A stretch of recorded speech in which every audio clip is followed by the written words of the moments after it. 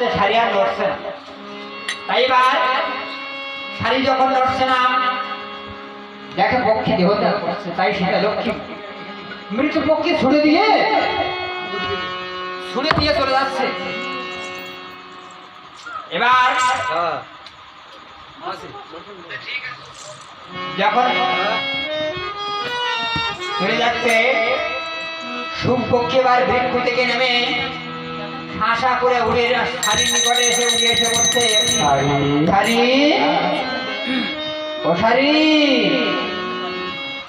শাড়ি একবার কথা বলো, শাড়ি শাড়ি শাড়ি।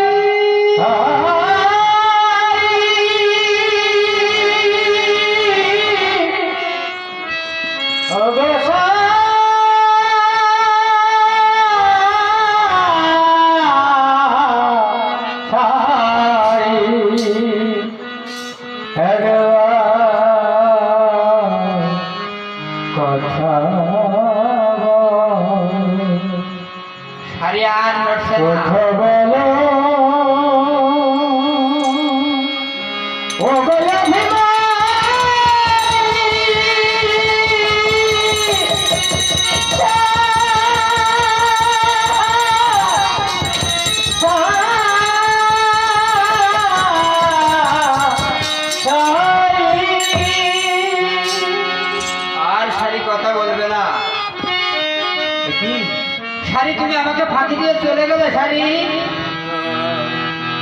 আমি চলে গেলাম, আমি মনে করলাম তুমিও চলে যাবে, কিন্তু আমাকে ফাঁকি দিয়ে চলে গেলে শাড়ি। আর বার সীতা লক্ষ্মীকে শুধু পক্ষী ডেকে বলতে, সীতা লক্ষ্মী এ তুমি কি সর্বনাশ করলে, আমার শাড়িকে বেড়ে আমার প্রাণ দিয়েছে, আমি তোমাকে অভিশাপ দিয়ে যাচ্ছি।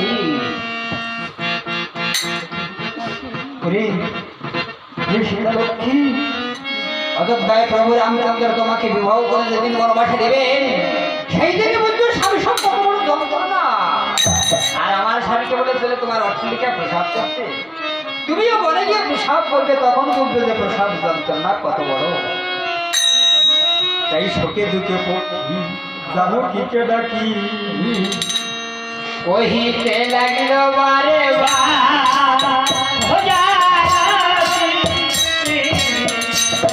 জানো না